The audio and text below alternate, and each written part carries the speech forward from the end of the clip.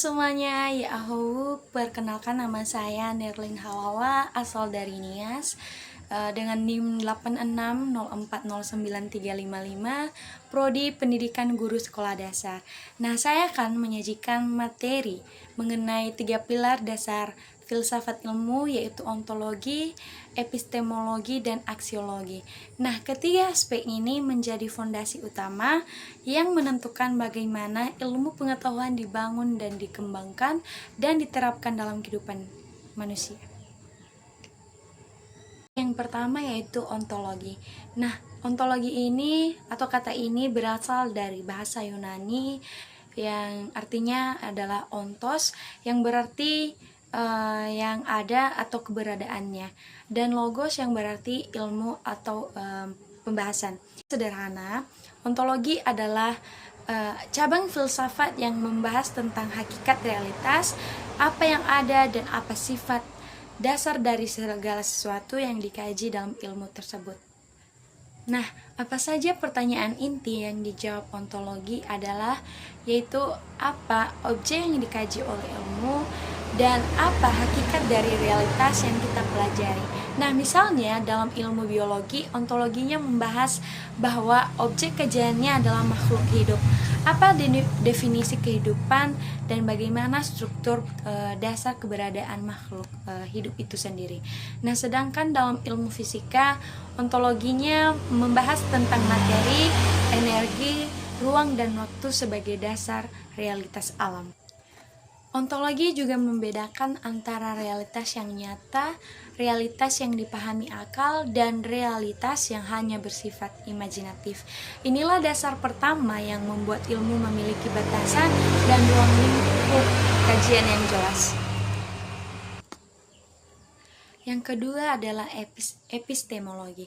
Epistemologi ini berasal dari kata episteme yang artinya pengetahuan atau kebenaran. Dan logos epistemologi ini membahas tentang asal-usul, metode dan batas-batas pengetahuan serta bagaimana kita bisa menyatakan bahwa sesuatu itu benar dan valid. Pertanyaan utamanya yaitu bagaimana ilmu itu diperoleh, yang kedua, metode apa yang digunakan, dan terakhir, dan bagaimana cara menguji kebenaran dari pengetahuan yang kita miliki. Nah, dalam perkembangan ilmu muncul beragam aliran epistemologi, yaitu yang pertama rasionalisme, yang artinya menyatakan akal dan pikiran adalah sumber utama pengetahuan. Yang kedua, empirisme, yang artinya menekankan pengalaman dan pengamatan indera sebagai dasar ilmu. Dan yang ketiga yaitu positivisme, yang artinya menggabungkan keduanya dengan metode ilmiah terstruktur.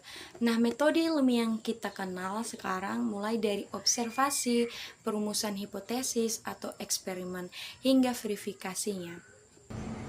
Nah, hasil pemikiran dari epistemologi misalnya saat peneliti melakukan percobaan untuk membuktikan teori, itu adalah penerapan prinsip epistemologi yang memastikan pengetahuan yang dihasilkan adalah benar dan dapat dipertanggungjawabkan. Selanjutnya yang terakhir adalah aksiologi. Aksiologi berasal dari kata aksios yang berarti nilai atau kebaikan. Aksiologi ini membahas tentang nilai, etika, dan tujuan dari ilmu pengetahuan itu sendiri.